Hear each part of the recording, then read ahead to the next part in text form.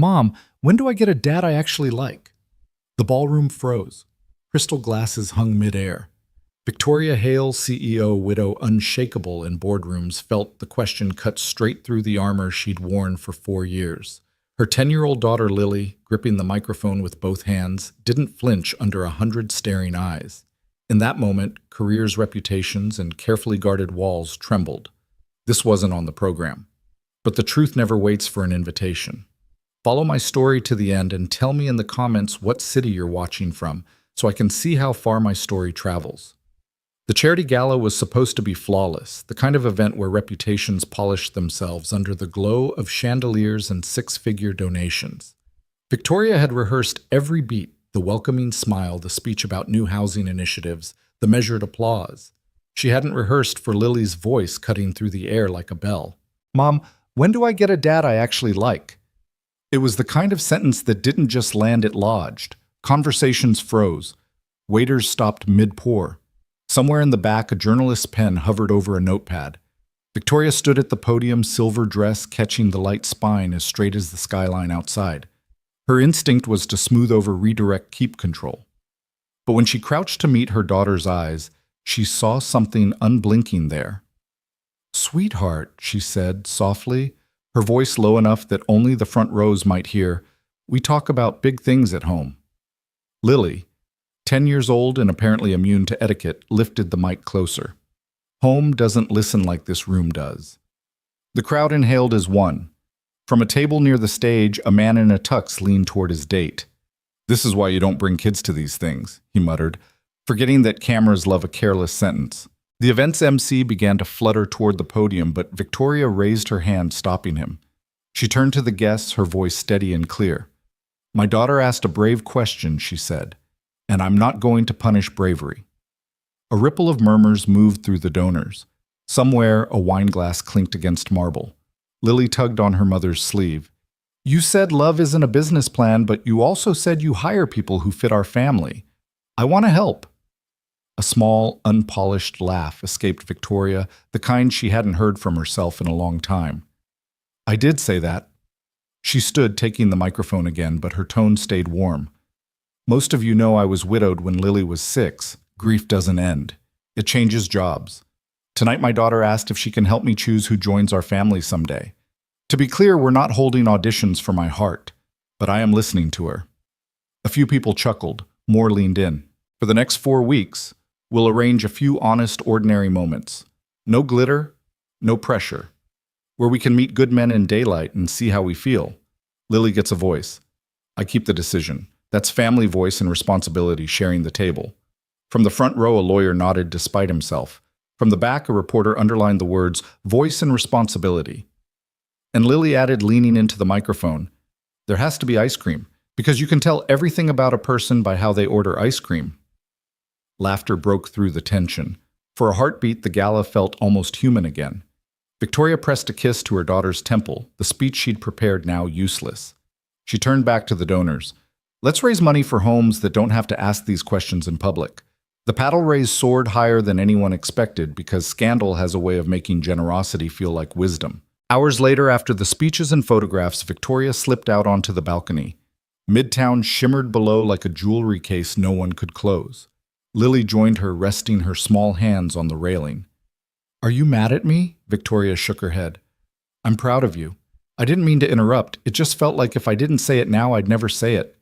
"That's how truth behaves," Victoria said, draping her shawl over Lily's shoulders. "Truth needs a microphone or it loses its nerve." Lily leaned against her. "I miss him less when I think about what could be next." Victoria swallowed. "Me too." Behind them, the balcony door opened. The MC's voice was careful. "Press is gathering downstairs. We can decline, but they'll write their own story either way." Victoria looked at Lily. "One rule, no one learns anything about you that you don't want them to know. This is our story, not theirs." Lily straightened. "Got it." They went inside together, stepping into a hallway that smelled faintly of champagne and flashbulbs.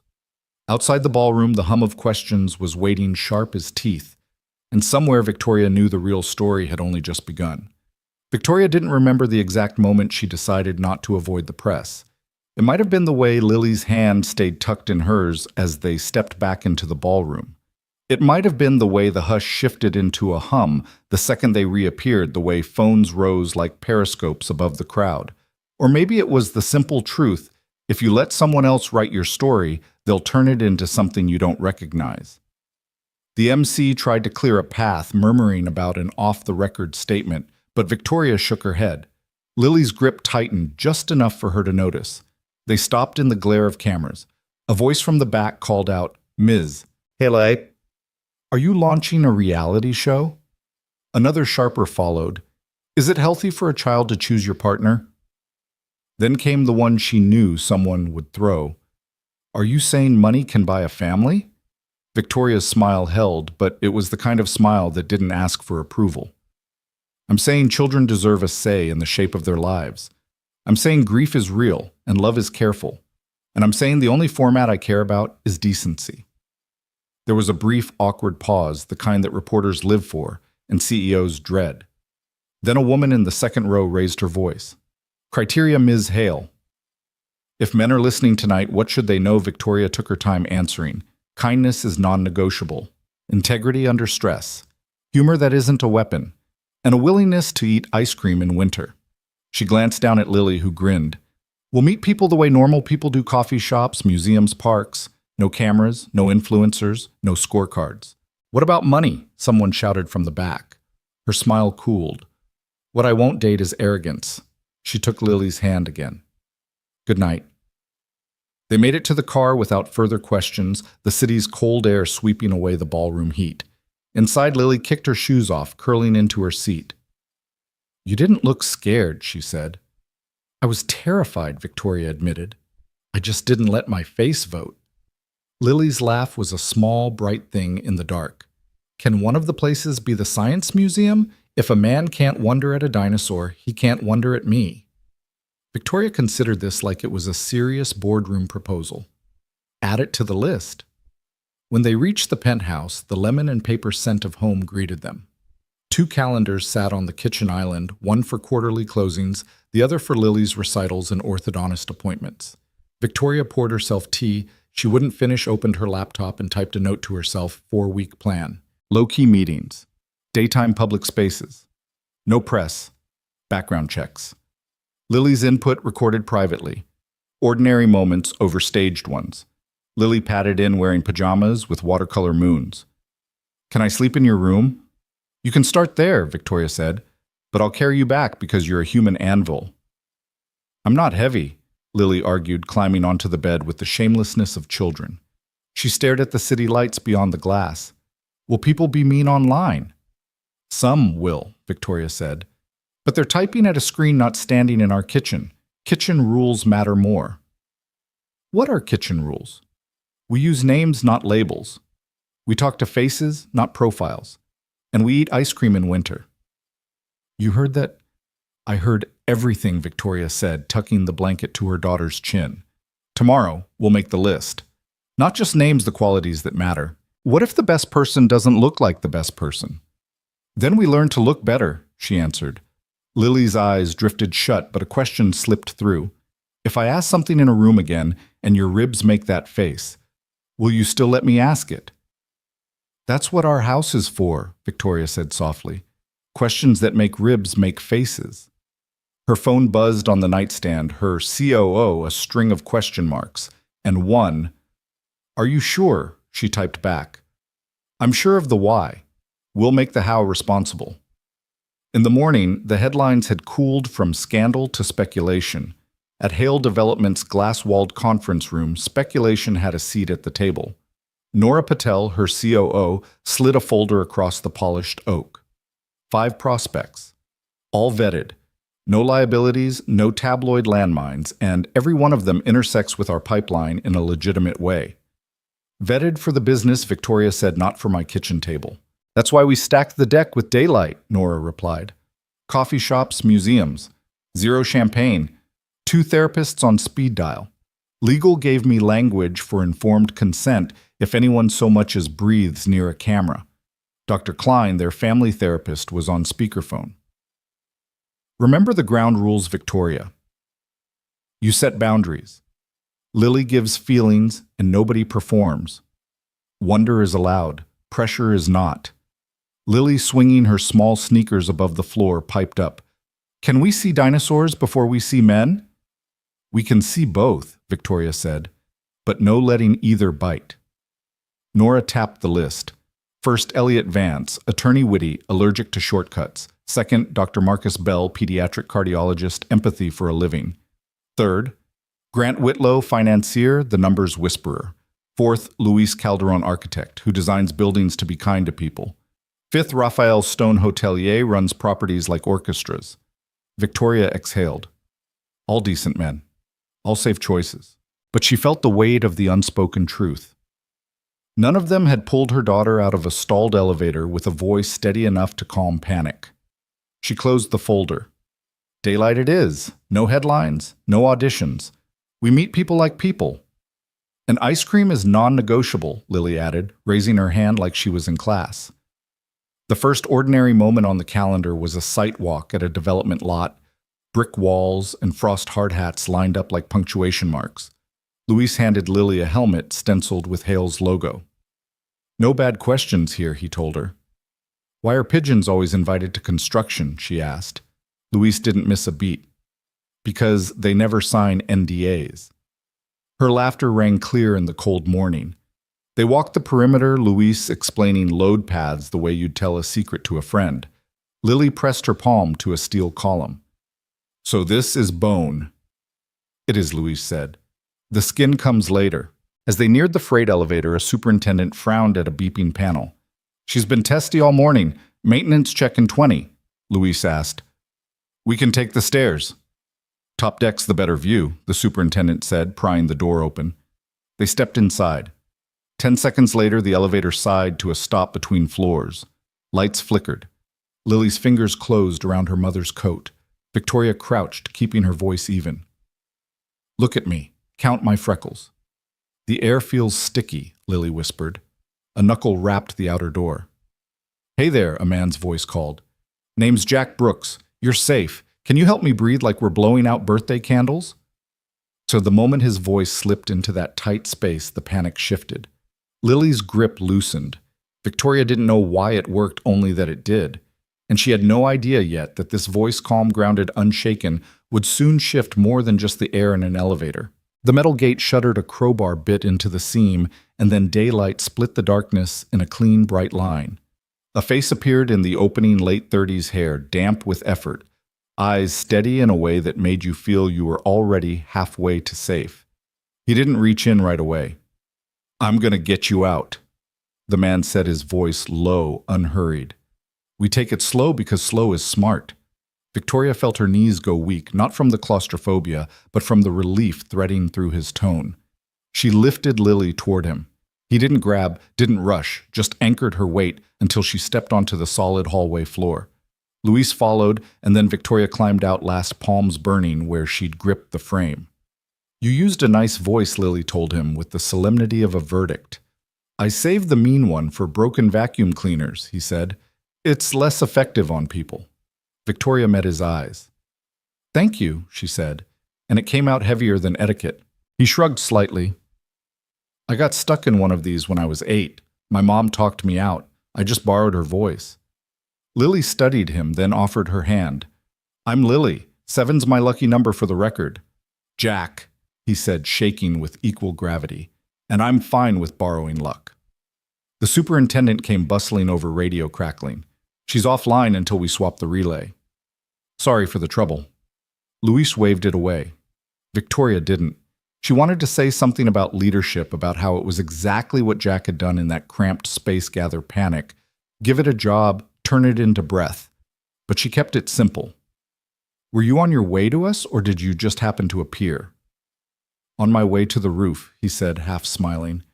The heater likes dramatic gestures in February. Lily glanced at his tool belt. Do you fix everything? I try not to break it worse, he said. That's half the job. Victoria held his gaze a moment longer than strangers usually do. There was nothing grand about him, except the exact kind of steadiness she'd promised herself she would notice if it ever showed up. As they walked back toward the stairs, Lily leaned close to her mother. Is he on the list? She whispered. The list is for meetings, Victoria whispered back. Sometimes real life is the meeting, Lily said. That night, Victoria found herself adding a line to the private calendar no one else saw. Ordinary moments note who gets smaller so a child can breathe. Monday morning, she walked into the lobby with the intent to keep her eyes forward and her schedule tight. But there he was again, kneeling beside a tool cart under the Bronze Hail Development logo, tightening a baseboard panel. The same quiet focus he'd had in the elevator clung to him now like background music no one else could hear. Lily spotted him first.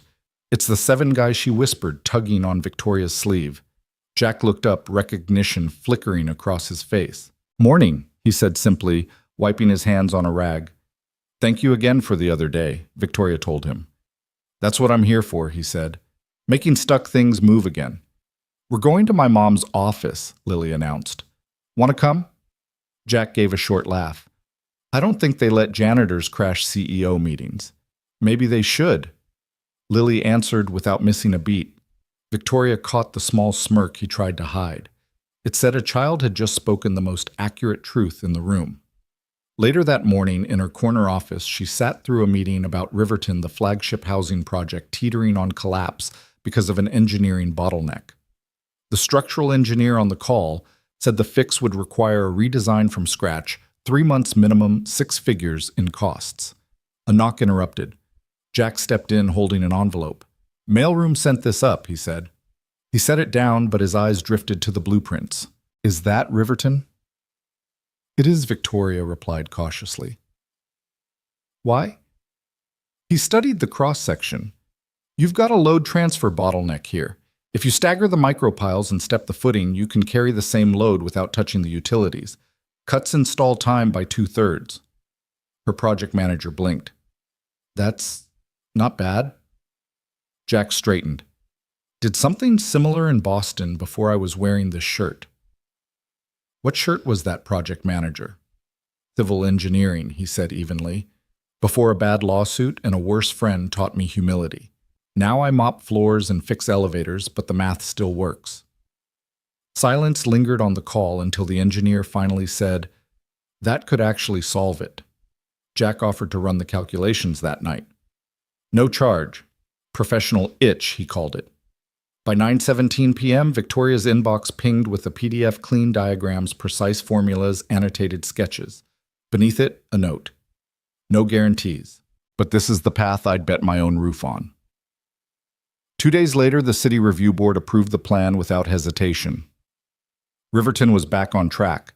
Victoria didn't summon Jack to her office. She went looking for him. She found him in the sub-basement, coaxing a stubborn water line into cooperation. "Riverton's approved," she said. He glanced up. "Good.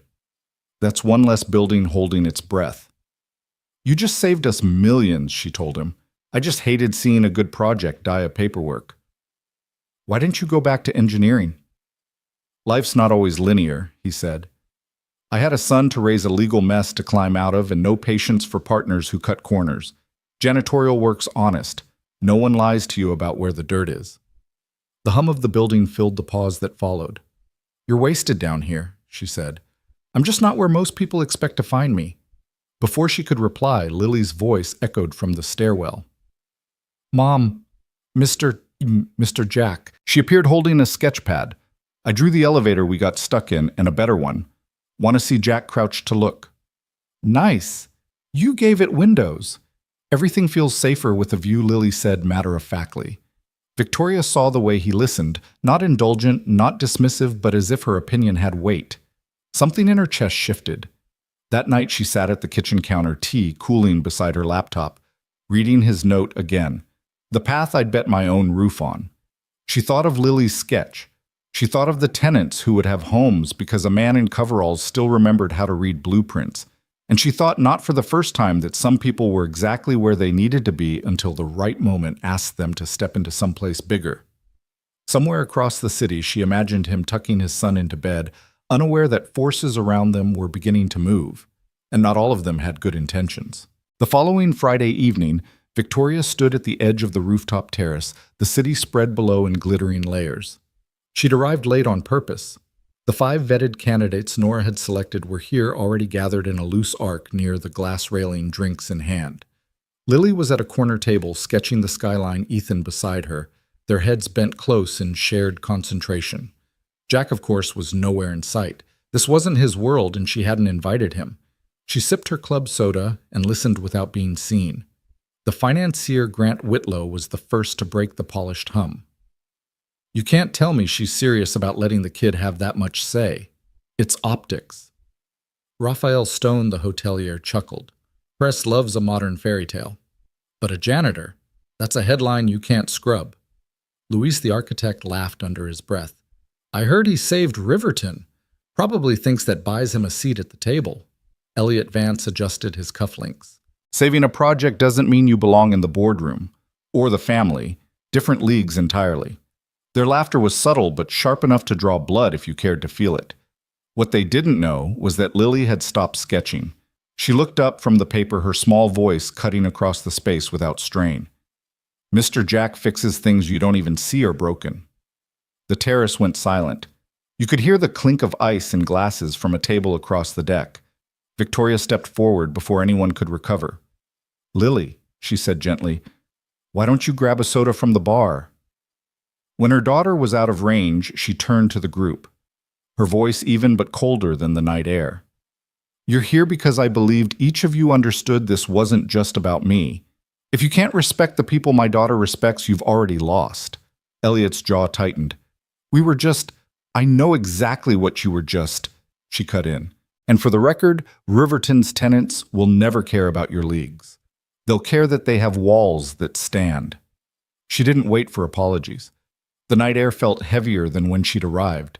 Downstairs in the lobby, she found Lily sitting by the fountain stirring ice in her soda. "They don't like him," Lily said quietly. "They don't know him," Victoria replied. "They don't want to," Lily countered, and that was the line that stuck with her all the way home.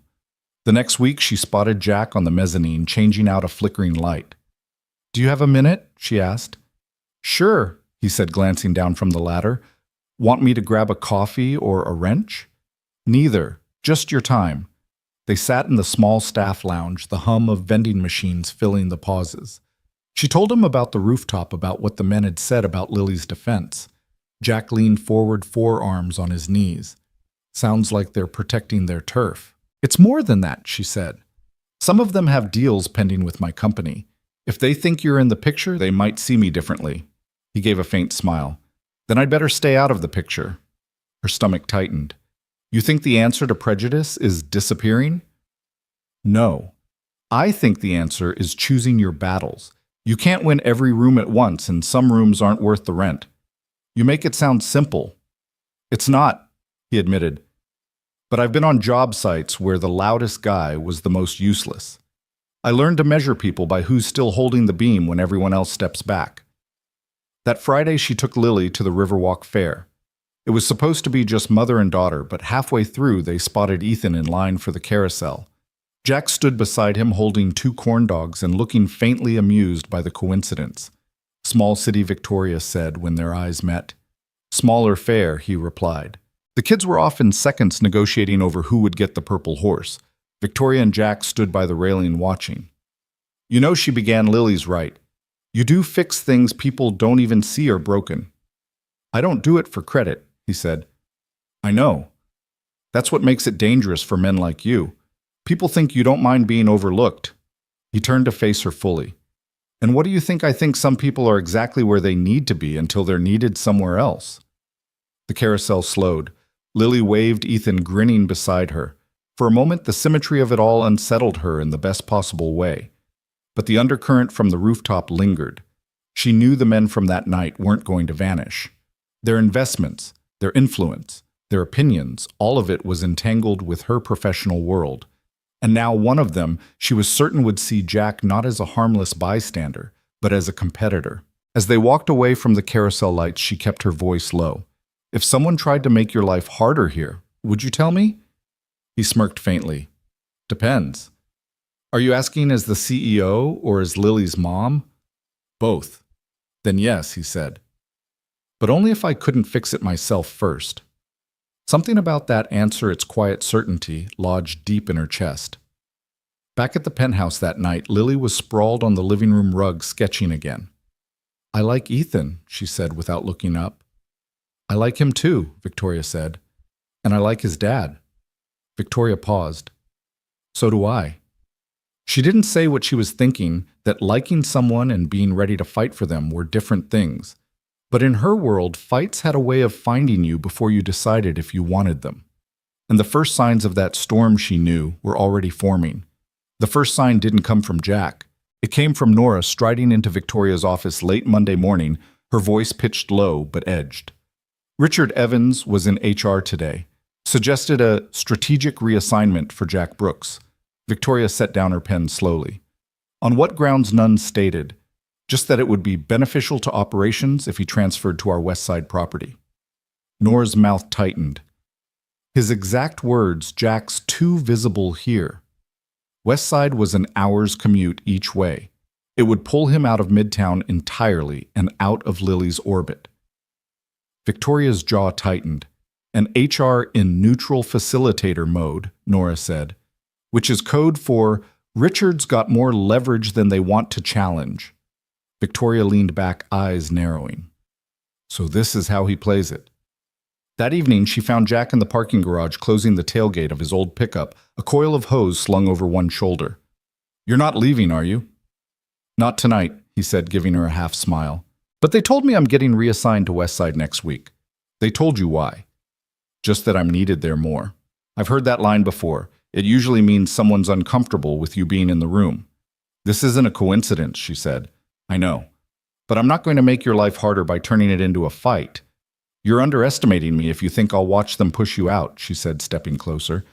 He looked at her for a beat, then shook his head with a wry grin. You've got bigger fish to fry, Hale. Let me handle the mop water. You're not mop water, she shot back, sharper than she intended. Something flickered in his face, surprise maybe before he nodded once, and slid the box of supplies into the truck bed. Thanks, but I'll be fine. The next day, she found Lily hunched over the kitchen island with a blank calendar. What's this? It's when I get to see Mr. Jack, Lily said matter-of-factly. It's blank after next week. He said he's moving to another building. It's complicated, Victoria said carefully. It's wrong, Lily replied. If someone's good at their job and nice to people, you don't send them away. That's like firing the sun because you're mad about the heat. Victoria crouched so they were eye level. Sometimes people make changes because they think it's safer for them. Safer isn't always better, Lily said without hesitation. Better is when people like being where they are. By Friday, Victoria had decided to see West Side for herself. Officially, it was to review a delayed renovation. Unofficially, she wanted to know exactly what Jack was being sent to. She found him in a dim boiler room, sleeves rolled, coaxing a stubborn valve. Didn't expect to see you here, he said, straightening. Consider this a wellness visit, she replied. The building's fine, he said. Just needs a little patience. They ended up in the cafeteria, a long, echoing space that smelled faintly of burnt coffee. She unwrapped a sandwich more for something to do than to eat. You know, she said, I've worked with a lot of people who think they're irreplaceable. They almost always are. And the ones who are? He asked. They don't think about it, she said. His smile softened. It's not that I don't want to be here. I just don't want to be the reason you have to fight another battle. You're not the reason, she said. They are. You're just the excuse. That's a nice line. It's not a line. It's the truth. Their conversation was cut short when Lily and Ethan appeared in the doorway, each carrying a paper bag. Surprise lunch delivery, Lily announced. Jack blinked. How did you... Ethan told me where the building was, she said simply. We took the subway. Don't worry, Mrs. Hale, we stayed together the whole time. Jack sighed, half amused, half exasperated. You two are trouble. Good trouble, Lily corrected. They sat together at one of the long tables. The kids traded snacks. Victoria and Jack talked in low voices, the kind that don't carry far but say more than the words themselves. When they left, Victoria caught his arm. I'm not done with this, she said. I figured he said. But walking out with Lily, she realized it wasn't just about keeping him nearby for her daughter. It was about refusing to let the wrong people decide who belonged in her life. The war Richard thought he was winning had just been declared, and Victoria Hale had no intention of losing. Rain slicked the sidewalks outside Hale Development, the kind of steady drizzle that blurred edges and made the city hum lower. From her office window, Victoria watched umbrellas bob along the avenue, their colors dim under the gray. She'd been in enough boardroom fights to know this was no longer about a single reassignment. It was about influence, who had it, who thought they owned it, and who they expected to bow to it. Nora stepped inside without knocking. "It's official," she said, dropping a printed memo on Victoria's desk. "Jack's transfer order was processed this morning, effective Monday." Victoria read the form. The words were clinical, all resource allocation and operational needs, but she could hear Richard Evans behind every syllable. "Have you spoken to HR?" "They're in neutral facilitator mode." Translation: "Richard's got more leverage in this building than they want to test." Victoria pushed the paper aside. "Then we find another way." Nora hesitated. "Be careful. They're already watching you for overreach. You can't make it look personal." "It is personal," Victoria said quietly. "They made it that way." That night she drove to West Side under the pretense of checking the renovation schedule. The lobby smelled faintly of fresh paint and old carpet. Jack was there on a drop cloth replacing baseboard trim. "Didn't expect a CEO visit at 8 o'clock on a Friday," he said without looking up. "Consider it an inspection." "Of the building or the staff?" he asked, half smiling. "Both." He stood dusting his hands. "Place needs work, but it's solid. Kind of like me, I guess." "You're taking this too calmly," she said. "I've been moved before. When you work with a mop in one hand and a wrench in the other, you learn not to get too attached to a zip code. That's not the point. You were moved because you're good at what you do and because Lily likes you. That combination scares some people." His gaze softened. "And you want to fight that battle?" "I don't want to," she admitted. "But I will." The next morning, Lily sat at the kitchen island, a marker in hand and a sheet of paper spread in front of her. "What are you drawing?" Victoria asked, pouring coffee. "A schedule for seeing Mr. Jack," Lily said, without looking up. "He says he's moving buildings, but that doesn't mean we can't meet up." "It might be harder," Victoria said gently. Lily's jaw set in a way that reminded her uncomfortably of herself. "Then we just try harder. You told me good people don't disappear just because it's inconvenient." "I did say that." By noon, Lily had mapped a subway route, a list of weekend activities Jack and Ethan might like, and a column labeled ice cream opportunities. Victoria couldn't help but smile at the precision. That afternoon, her phone buzzed with a message from Nora.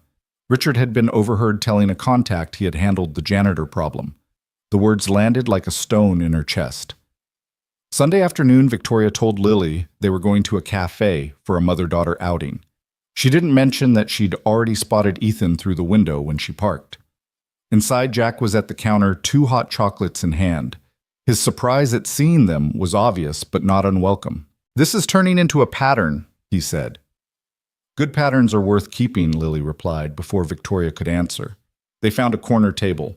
The kids compared school projects while Victoria leaned in toward Jack. "You know what Richard's been saying?" she asked quietly. "I can guess. Something about how moving me was an operational decision. His exact words were that he handled the janitor problem." Jack took a slow sip as if buying himself time. "Sounds like he's more afraid of a mop than he should be." "This isn't just about you," she said. "It's about who gets to decide who belongs in my world." He met her eyes. "And what if belonging comes with a cost you don't want to pay?" "Then I decide if it's worth it." He glanced toward the kids. "They've already decided." When they left, the 4 of them stepped out into the cool air together. The city felt smaller, as if it could fit inside the warmth of that table. Back in the car, Lily leaned her head against the window. "You're not going to let them send him away, are you?" "Not without a fight," Victoria said. That night she sat alone in her apartment, the lights of the city reflecting off the glass. She opened her laptop and began typing a memo, not to HR, not to the board, but to herself. "This isn't about a transfer. It's about influence that assumes I will choose comfort over conviction." They're wrong. She read it twice before closing the file. Outside, the rain had stopped and the wet streets below shimmered like promises she intended to keep. Monday morning began with the kind of urgency that didn't belong to construction schedules or quarterly reports. Nora appeared in Victoria's doorway, face composed but voice carrying a note that made the air feel heavier. "We've got a problem," she said. Victoria didn't look up from the email she was skimming. "Define problem." Midtown Tower atrium drawings are missing. Final revision set. Richard flagged it at 7:10 this morning. Says we've got a breach. Victoria's pen stilled. From where Project Share Drive. Logs show someone accessed it Friday evening. Guess whose credential popped up? She knew before Nora said it. Jack. Nora nodded grimly. It says his login hit the directory at 6:48 p.m. Richard claims it's suspicious. Victoria pushed back from her desk. Have they looked at the full revision history? They will. But Richard's already in the executive conference room pushing for suspension. By the time Victoria arrived, the room was a tableau of polished surfaces and pointed looks. HR sat with a legal pad. The IT director's laptop glowed blue. Richard stood near the head of the table, hands open in mock reason. Unfortunate, he said as if this were weather. But we need swift action. Proprietary drawings don't just walk out. The IT director clicked through logs. Friday, 6:41 p.m. File moved to a local folder on a removable drive. User credential R. Evans. At 6:43, same credential moved it back. At 6:48, credential J. Brooks accessed the shared directory. Richard smiled without smiling. There you have it. The janitor browsed a folder he had no business in. Victoria kept her voice even. We don't punish access. We punish intent. He was seen near the server closet, Richard countered.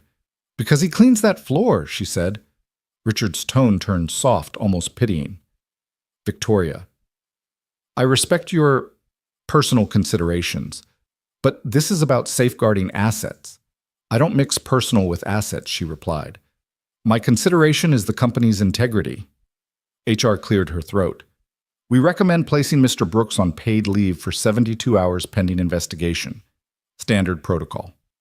It was standard, but the taste it left was anything but. Fine, Victoria said, then added, pull full revision history, every touch, every timestamp, and preserve security footage for Friday between 6 and 7 p.m. Richard nodded, feigning agreement. Jack didn't argue when she found him in the facilities office folding the notice in half, then again until the paper felt sturdy in his palm. I didn't take anything, he said quietly. I know, she said. I check deliveries sometimes, make sure the night crew doesn't misplace boxes. That's the only reason I even saw project names on that screen. You don't owe me a defense, she told him. He gave her a look with a wry corner in it. Feels like I do. Then let me do my job, she said, and yours right now is waiting. He tucked the folded paper into his back pocket. Waiting's still a verb. That afternoon, Lily sat cross-legged in her mother's office, Ethan beside her, both bent over a sketch pad. It wasn't the ideal day to have them there, but their presence steadied something in her. Is Mr. Jack in trouble? Lily asked. For now, he's resting, Victoria said carefully. Ethan didn't look up from the doodle of a toolbox he was working on. Adults always give naps to the truth.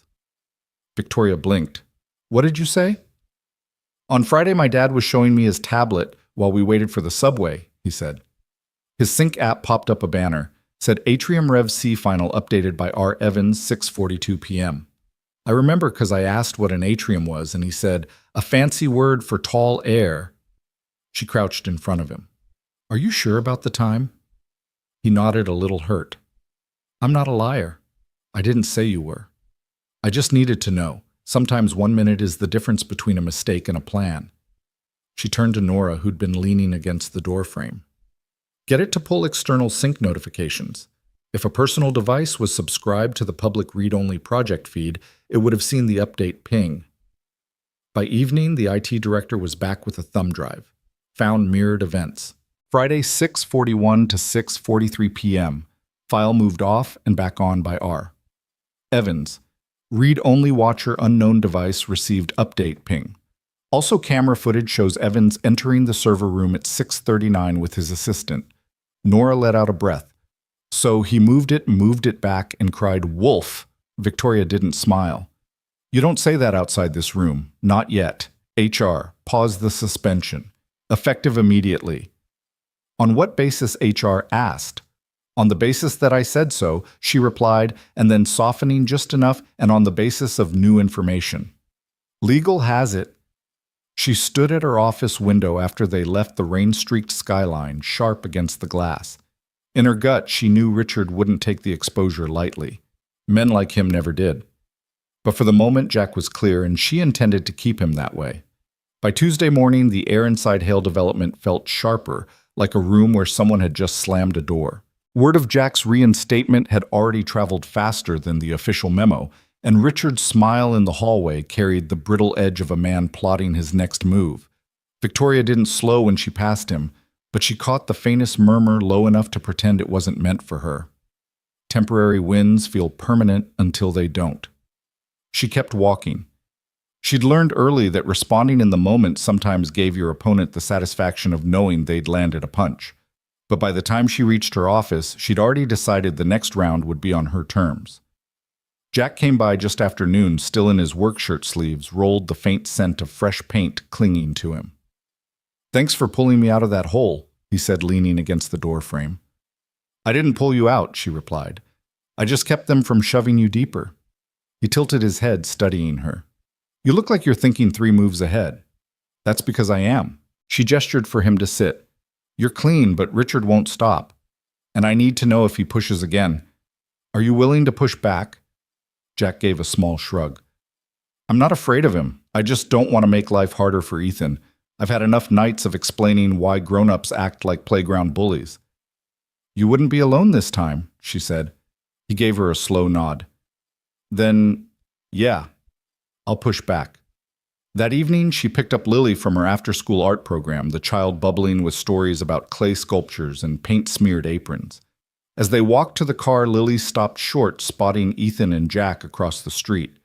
They were on their way out of a small hardware store, Jack balancing a paper bag under one arm. "Mr. Jack," Lily called, waving. They crossed to meet them, and for a moment the 4 of them stood in the fading gold of the day, the city noise folding in around them like background music. "Buying supplies for another project?" Victoria asked. "Ethan's school science fair," Jack said. "We're building a wind turbine out of scrap metal and bike parts. If it works, we'll probably have the noisiest project there." Ethan grinned. "Noise means power." Sometimes, Jack said, glancing at Victoria, it means attention. They ended up at a corner diner, kids sliding into one side of the booth while she and Jack took the other. The food came fast: burgers, fries, milkshakes, and the conversation drifted between school stories and half-formed plans for the weekend. When the plates were cleared, Lily leaned forward, chin propped in her hands. "Why don't you just work here again, Mr. Jack? Then you wouldn't have to take the train so much." "It's not that simple," Jack said gently. "Some people don't like having me around." Why she pressed? He glanced at Victoria before answering. "Sometimes people think they know what kind of person belongs in a place. And if you don't match that picture in their head, they try to move you out of it." Lily frowned. "That's dumb." Jack smiled faintly. "It is. But it happens." Victoria caught the way his tone softened at the end, as if he didn't want to burden her daughter with the weight of adult prejudice. It was the same instinct she'd had for years, shielding Lily from the worst parts of the world, only now she wasn't sure shielding was the answer. The next morning, Nora appeared in her office holding a slim folder. "I did some digging. Richard's been funneling small renovation contracts to a shell company. No bids, just direct awards. Guess who owns it?" Victoria opened the folder, scanning the documents. His brother-in-law. Exactly. All under the threshold for mandatory board review. "This is enough to force an ethics hearing," Victoria said. "Enough to make him sweat," Nora corrected. "But you need to be ready, he'll come swinging." By Thursday, she'd set the wheels in motion. Legal had the contracts. Compliance had the paper trail. All that remained was timing, and she chose the board's quarterly review, an open meeting Richard couldn't avoid. Jack heard about it that evening, not from her, but from one of the night crew who'd seen the notice on the internal calendar. He showed up outside her building just as she was leaving, leaning against the low stone wall. "You're going after him," he said. "I'm going after the truth," she replied. He gave a short laugh. "Truth's got sharp teeth. Make sure you're not the one bleeding." "I've bled before," she said. "And I'm still here." For a moment, neither of them spoke. The traffic light at the corner cycled from green to yellow to red, the city moving on oblivious to the small war being fought in its shadows. Finally, Jack straightened. "If you need someone in your corner, I'm there. Just don't let them use me to get to you." "They already tried," she said. "It didn't work." The The look he gave her, then equal parts respect and worry, stayed with her all the way home. She knew the coming week would be decisive. Richard would either be cornered or more dangerous than ever. And in either case, she couldn't afford to misstep. The boardroom smelled faintly of polished oak and fresh coffee, but there was an undertone of something sharper anticipation, maybe even blood.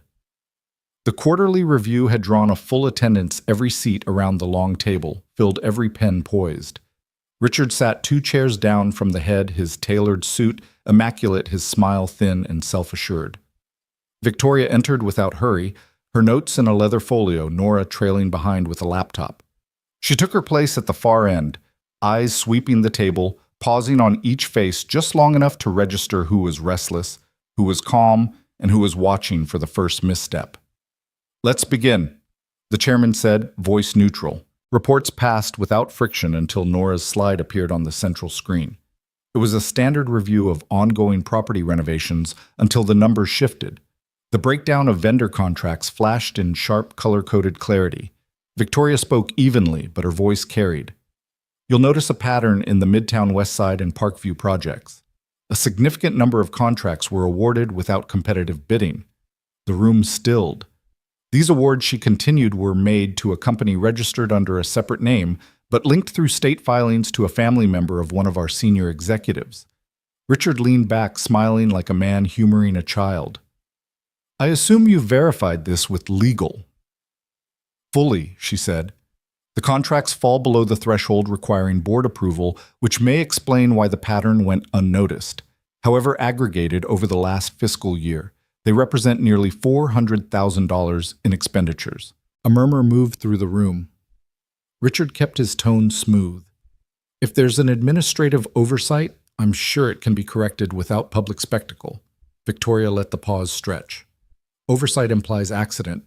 This is not accidental." The chairman cleared his throat. "We'll need to investigate." "Agreed," Victoria said. "And in the meantime, I recommend placing all contracts involving the vendor in question on hold pending review." Richard's jaw tightened, but he didn't protest. "Not here, not with the board watching." After the meeting, he caught her in the hallway, the polite mask gone. "You've made a mistake," he said quietly. The mistake, she replied, was thinking no one would notice. His eyes narrowed. "You think you've won something today." "You haven't." She stepped closer, close enough that only he could hear. "Maybe not, but I've taken something from you, and you'll feel it." That night she met Jack and the kids at the small park near West Side. It was unplanned. Lily had insisted on dropping by with the cookies they'd baked. The autumn air was crisp, the kind that turned breath into faint clouds under the streetlights. Ethan spotted his father first, waving him over. Jack came from the bench where he'd been fixing the chain on a swing, his hands faintly greasy. "Busy day?" he asked. "Productive," she said. "You look like someone who just moved a chess piece she's been saving." "Maybe I did." They walked the loop path while the kids played on the jungle gym. She told him about the meeting, the contracts, the way Richard's face had shifted when the board turned its attention. "Sounds like you've rattled him," Jack said. "Rattled isn't enough," she admitted. "People like him recover fast. I need him contained." Jack glanced toward the swings where Lily was trying to teach Ethan how to pump higher. "You're fighting him for the company, but you're also fighting him for them." She didn't answer, but he wasn't wrong. Later, as they sat on the bench watching the kids, Jack said, "I'm not great at boardroom politics, but I know fights. And sometimes the person you're after will go for someone near you instead of you directly. It's easier." She met his eyes. "You think he'll come for you again?" "I think he'll try." She thought of the fabricated login breach, the sudden transfer order, the way Richard used formal processes like blunt instruments. "Then we don't give him an opening." Jack smiled faintly. "You're assuming I'm the one who needs guarding." When they parted ways, the city felt unusually still, as if it was holding its breath. She knew it was only a matter of time before Richard made his next move, and this time she intended to see it coming before it landed. By Friday morning, the rhythm of the office felt off, like a song played just slightly out of tune. Conversations quieted when Victoria stepped into a room, and more than once she caught a glance quickly diverted.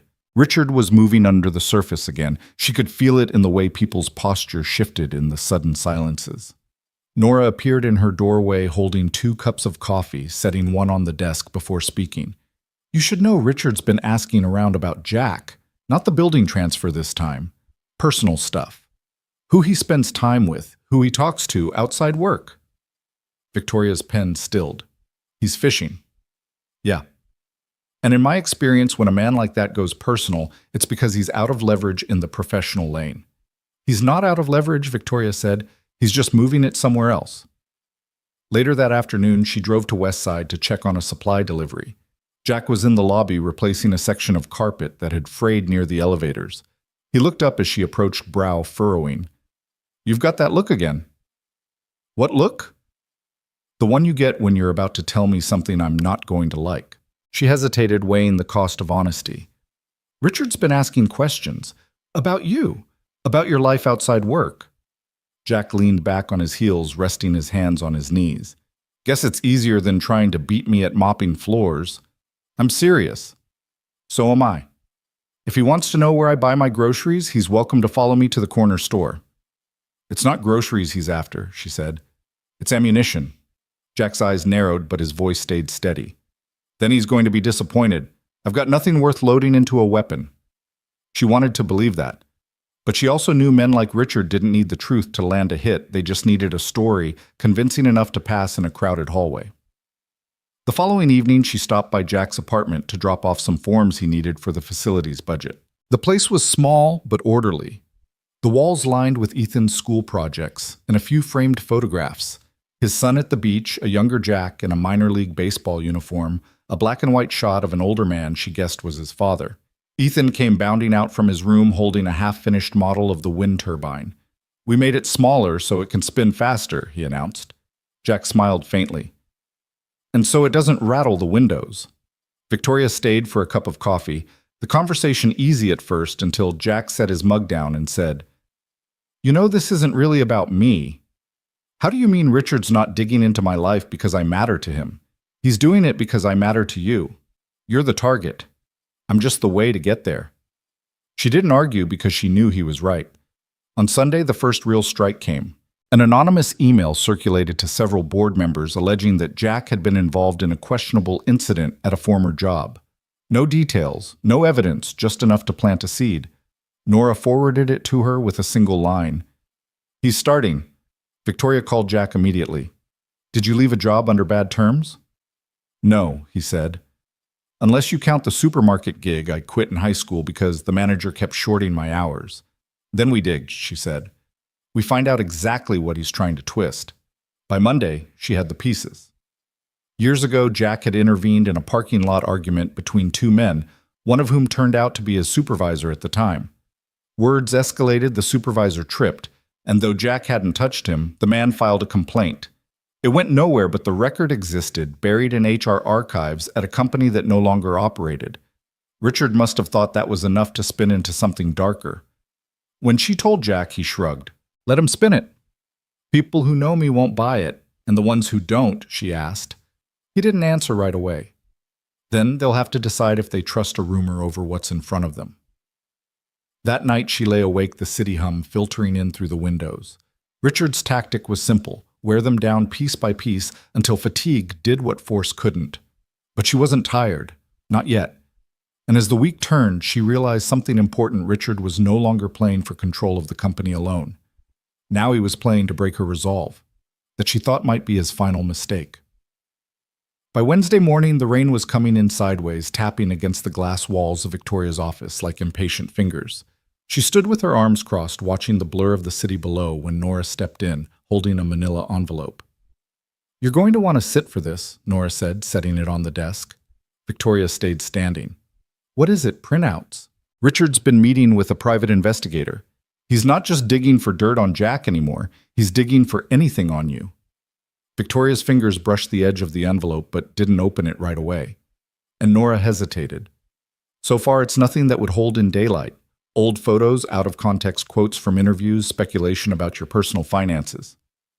But the intent's clear. He's building a narrative. Finally, Victoria slid the papers free. Grainy shots of her leaving her apartment, of her with Jack and the kids in the park, a candid photo of her hugging Lily outside school.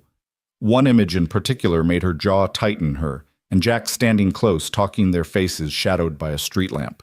"He's going to push this as inappropriate," she said. "Of course he is," Nora replied. "He can't get you on contracts, so he'll go after perception." Victoria closed the envelope and set it aside. "Then we make perception work for us before he gets to it." That afternoon, she called Jack into her office. He stepped in, rainwater beading on the shoulders of his jacket. "What's going on?" he asked. "He's shifting focus." "Now it's about me," she said. Jack's brow furrowed. "You mean us?" She nodded. "You're in the photos. Park Diner walking home. All very suggestive if you frame it the right way." Jack's mouth twitched in something that wasn't quite a smile. "And I'm guessing he'll frame it exactly that way." "Yes, which is why I'm telling you now. This is going to get louder before it dies down." He leaned against the doorframe, crossing his arms. "Then maybe we don't let him be the one telling the story." She studied him. "You're suggesting we get ahead of it?" "Why not truths on our side? If people see it before it's twisted, maybe they stop looking for shadows." It was a risk, but in her mind, risk had always been preferable to retreat. 2 days later at the quarterly community outreach event, an open house-style gathering meant to showcase the company's projects. Victoria made her move. She arrived with Jack, openly, the kids in tow, as if it was the most natural thing in the world. She introduced him to board members as a key part of our facilities team and made sure he was seen talking with department heads and clients. Richard was there, of course, standing near the catering table with a glass of something amber in his hand. His eyes flicked to Jack, then back to her, and she caught the faint curl of his lip. When the speeches began, Victoria took the microphone.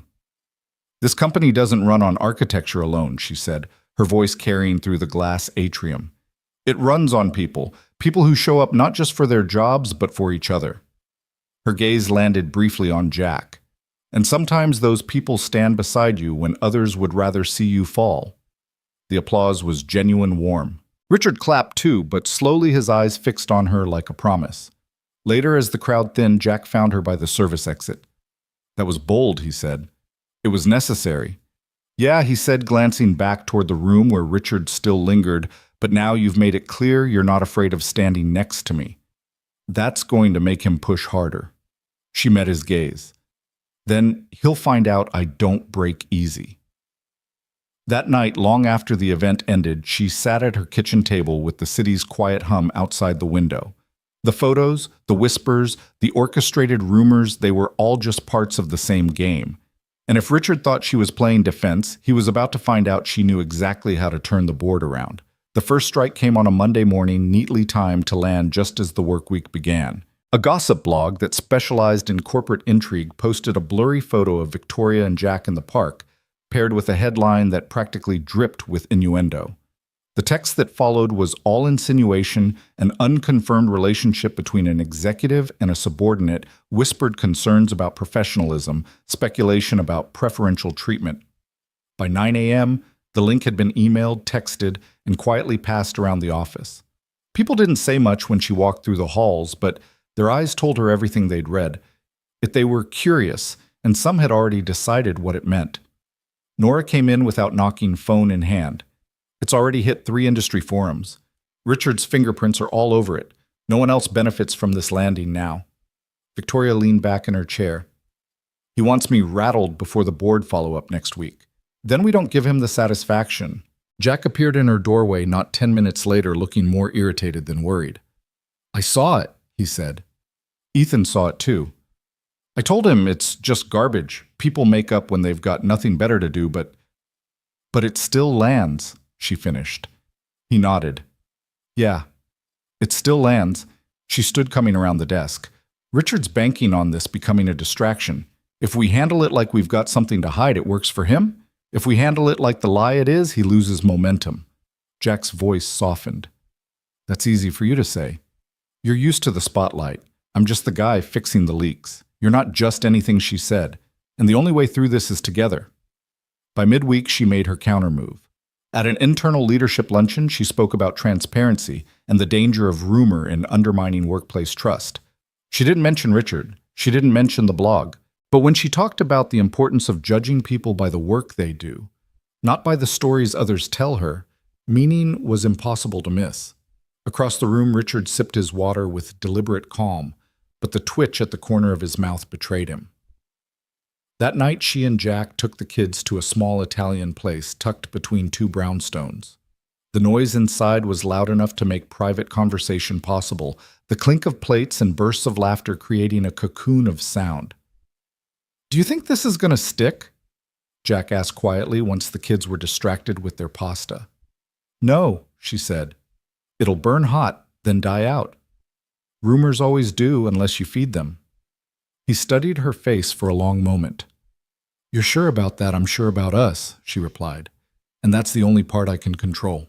For a while, the conversation drifted to lighter things: Ethan's science project, Lily's upcoming piano recital, a neighborhood street fair they might visit. But beneath it all, the weight of the week lingered like a shadow in the corners. The next morning, Nora called her from the lobby. "You need to get down here, now!" When Victoria arrived, two men in plain suits were standing by the reception desk, badges clipped to their belts. One introduced himself as an investigator from the city's Ethics Commission. "We've received a formal complaint," he said, alleging misuse of company funds in connection with personal relationships. "We'll need to review certain records." Richard was nowhere in sight, but she didn't need to see him to know he was behind it. She kept her voice level. "You'll have full cooperation. My office will provide whatever you need." The men nodded, already jotting notes. As they left with Nora to begin their review, Jack caught her eye from across the lobby.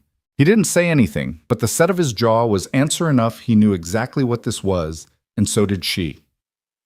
Later, as the day wound down and the city outside began to glow in the early evening, Victoria stood by her office window.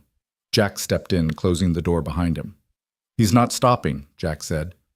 "No," she agreed. "But neither am I."